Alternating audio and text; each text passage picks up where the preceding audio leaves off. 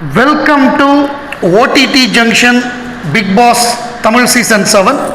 So ரவீனாவுடைய latest interview American ஆன்ட்டியோட பொண்ணு ஸ்ரீனிஷா இவங்கெல்லாம் வந்திருந்தாங்க. அதுக்கப்புறம் பிக் பாஸ் புகழ் நம்முடைய நிக்சன் பயங்கர பிஸியாக இருக்காராம். அவரை பற்றி ஒரு கிசு வந்திருக்கு. பிக் பாஸ் புகழ் நிக்சன் வந்து ரொம்ப பிஸி அப்படின்னு சொல்லி.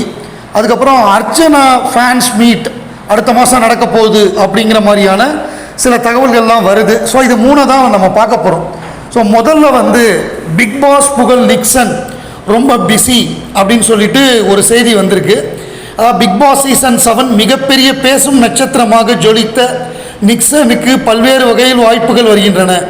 இதனால் அவர் இப்பெல்லாம் ரொம்ப பிஸி அப்படிங்கிறாங்க.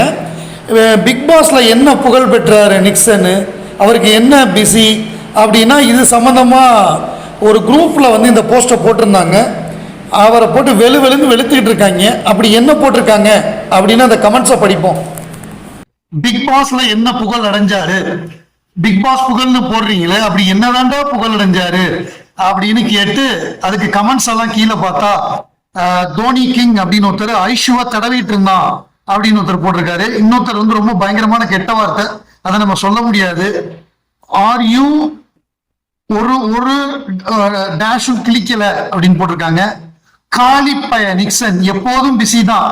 மாயா பூர்ணிமா பாவடையின் லாண்டரி பாய் அப்படின்னு போட்டிருக்காங்க. மவுத் பிஸி அப்படின்னு ஒருத்தர் போட்டிருக்காரு. காட்சி புகழ் அப்படின்னு போட்டிருக்காரு. ஆமா, பிஸியா தான் அவன் இருப்பான். அக்கான்னு யாராச்சும் தடவ போயிருப்பான், தடவல் மன்னன் அப்படின்னு. செருப்பு அப்படின்னு ஒரு குரங்கு ஜிஃபா போட்டிருக்காங்க. ஐ ஹேட் திஸ் ஃபெலோன்னு ஒருத்தர் போட்டிருக்காரு. மாமா வேலை பார்க்க பிஸி ஆயிட்டாரு போல அப்படின்னு ஒருத்தர் போட்டிருக்காரு.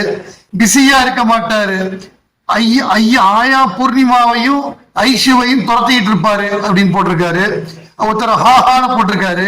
5 ஆண்டுகள் இவன் என்ன சாதிக்கிறான்னு பார்ப்போம். ஏன்னா இவன் சொல்லியிருந்தான்ல இன்னும் 5 வருஷம் கழிச்சு பார்ப்போம், தினேஷ் கிட்ட சேலஞ்சு பண்ணான், நீங்க எவ்வளவு பெரிய ஆளாறீங்க, நான் எவ்வளவு பெரிய ஆளு அப்படின்னு பார்ப்போம்.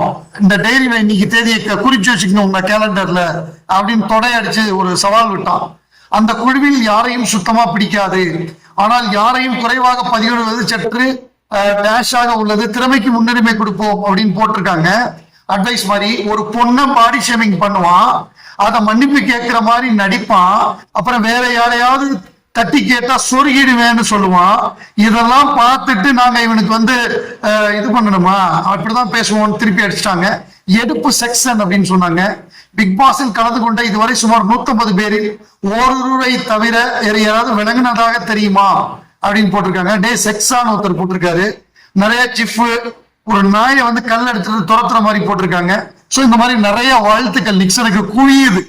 இன்னும் வந்து அவன் உள்ளனா அவர் பயங்கர பிஸியா இருக்காராம். எங்க பிஸியா இருக்காரு, மாயா வீட்டுக்கு போறதும் பூர்ணிமா வீட்டுக்கு போறதும் அப்படி பிஸியா இருக்காரு போல் இருக்கு.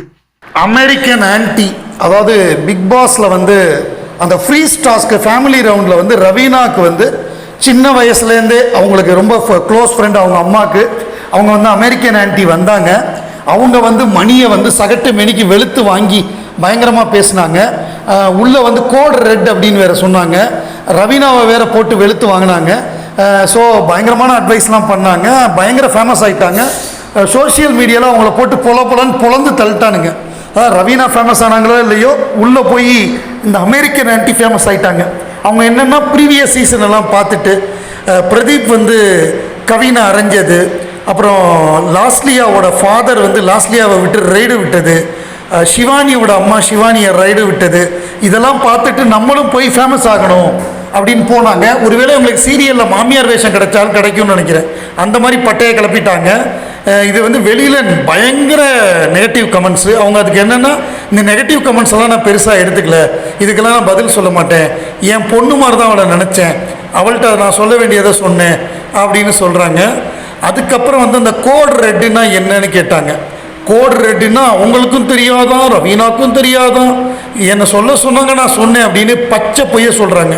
கோட் ரெட்டுன்னா நீ போகிறது தப்பாக இருக்குது, நீ வந்து தவறாக நடந்துக்கிட்டு இருக்க அப்படிங்கிறத சொல்கிறது தான் கோட் ரெட்டு. கோட் ரெட்டுன்னா டேஞ்சர்னு அர்த்தம். விஸ்வரூபம் படத்தில் அந்த வரும், அது இந்த கோட் ரெட் அப்படின்னு சொல்லி ஒருத்தர் வந்து உயிருக்கு ஆபத்து அப்படின்னா தான் அது கோட் ரெட்டுங்கிறது. இதை பொறுத்தவரை பிக் பாஸை பொறுத்தவரை மணியோட நீ பழகிறது வந்து தப்பாக இருக்குது அப்படின்னு சொல்லி அதை கோட் ரெட்டுன்னு சொல்லியிருப்பாங்களோ அப்படின்னு தான் நான் புரிஞ்சுக்கிட்டேன். அது ரவீனாக்கெல்லாம் நல்லா புரியும். அது எனக்கு புரியலைன்னு சொல்லி மழுப்புது. இவங்க பச்சை போய் சொல்கிறாங்க. இதுக்கு அப்படியே கான்ட்ரரியாக ரவீனாக்கு என்ன அட்வைஸ் பண்ண விரும்புகிறீங்க அப்படின்னு கேட்டால் அவளுக்குலாம் அட்வைஸே பண்ண தேவையில்லை. She knows what to do, when to do அப்படிங்கிற மாதிரி அவளுக்கு எல்லாமே தெரியும். அவள் தான் நமக்கு அட்வைஸ் பண்ணணும் அப்படிங்க. அப்புறம் எதுக்கு உள்ளே போய் அப்படி ஒரு அட்வைஸை பண்ணீங்க? அட்வைஸ் பண்ணிவிட்டு கோட் ரெட்டினா எனக்கு தெரியலைங்கிறீங்க. சொன்ன ஆளுக்கும் தெரியலை, கேட்ட ஆளுக்கும் தெரியலை. இப்போ பார்க்குற ஆடியன்ஸ்லாம் என்ன முட்டா பசங்களா? அவ்வளோ எதுவுமே தெரியாமல் இருக்குமா நாங்கள்லாம் அப்படின்னு தான் திருப்பி கேட்குறாங்க. அதுக்கப்புறம் அந்த ஸ்ரீனிஷாவும் ரவீனாவும் பண்ண திருட்டுத்தனம் அப்படின்னு கேட்டாங்க. அவங்க ஒரு திருட்டுத்தனம் சொன்னாங்க. அது வந்து பெருசாக ஒன்றும் சுவாரஸ்யமாக இல்லை, மொக்கையாக இருந்தது. அதுதான் அவங்க சொன்னாங்க. அதுக்கப்புறம் அடுத்த பார்ட்டில் வந்து இவர் வராரு, அந்த ராட்சசனில் வாத்தியாராக நடித்தவர் வராரு. ஸோ அவர் தான் வந்து கெஸ்ட்டாக கூப்பிட்ருக்காங்க. இந்த எபிசோடு பயங்கரமாக இருக்குன்னு எதிர்பார்த்தேன். அமெரிக்கன் ஆன்ட்டி வந்து பட்டையை கலப்புவாங்கன்னு எதிர்பார்த்தேன். பட் அது ரொம்ப சப்புன்னு முடிஞ்சு போச்சு. ரொம்ப சுமாரான எபிசோடாக தான் அது இருந்தது. ஊரில் பிக் பாஸில் 50 நாள் 60 நாள்லே எலிமினேட் ஆனவங்கெல்லாம் ஃபேன்ஸ் மீட்டு இன்டர்வியூவு எதுவுமே சாதிக்காத ஆள்லாம் கொடுத்துக்கிட்டு இருக்கானுங்க. ஸோ அப்படி இருக்கிறப்ப அர்ச்சனா டைட்டில் வின்னர், அதிகப்படியாக மக்களோட ஆதரவை பெற்று 19 கோடி ஓட்டு வாங்கி ஜெயிச்ச அர்ச்சனா ஃபேன்ஸ் மீட்டு கொண்டாடலைன்னா எப்படி? ஸோ அதை தான் நம்ம எதிர்பார்த்தோம். இப்போ வந்து மார்ச் மாதம் ஃபஸ்ட்டு வீக் அந்த செகண்ட் வீக்குள்ளே அவங்க ஃபேன்ஸ் மீட் இருக்கும் அப்படிங்கிற மாதிரி தகவல்லாம் வந்துக்கிட்டு இருக்கு. இதை தவிர பிக் பாஸ் கொண்டாட்டம் வேறு விரைவில் வரப்போகுது. ஏன்னா இது தனித்தனியாக ஃபேன்ஸ் மீட் பண்ணுறாங்க, சேனல்ஸும் நடத்துகிறாங்க. நிச்சயமாக ஏதாவது சேனலும் நடத்துவாங்கன்னு நினைக்கிறேன் அர்ச்சனாக்கு.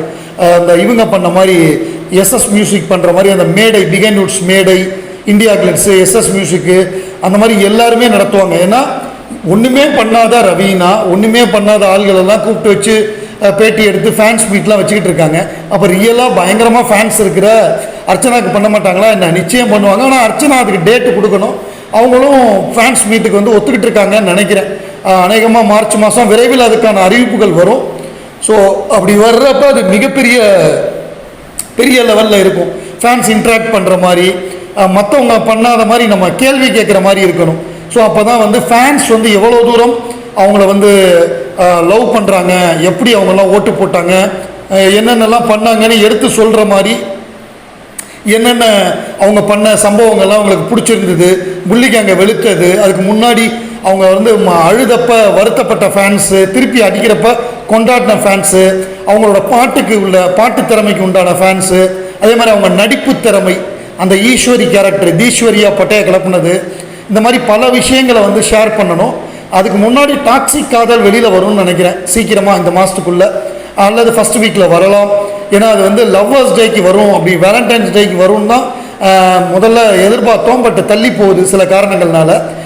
அது வந்து வெகு விரைவில் வரும்னு நினைக்கிறேன். இந்த ஃபேன்ஸ் மீட்டும் பிரம்மாண்டமாக நடக்கும். ஆடியன்ஸ் வந்து அர்ச்சனா ஃபேன்ஸ் வந்து கொண்டாடுற மாதிரி.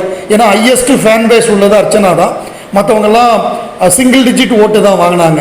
7 கோடி 4 கோடி 3 கோடின்னு கிட்டத்தட்ட 20 கோடி ஓட்டு வாங்கினது அர்ச்சனா தான். அது ஒரு தடவை மட்டும் இல்லை, திருப்பி நம்ம ப்ரூவ் பண்ணோம். கலாட்டாலையும் 50 லட்சம் ஓட்டு போட்டு திருப்பி ப்ரூவ் பண்ணி காமிச்சோம். அது வந்து ஒன் டைம் ஒண்டர் இல்லை, ஃப்ளூக் இல்லை, எங்களோட ஃபேன் பேஸ் வந்து நிஜமானதுங்கிறத திருப்பி ப்ரூவ் பண்ணி காமிச்சோம்.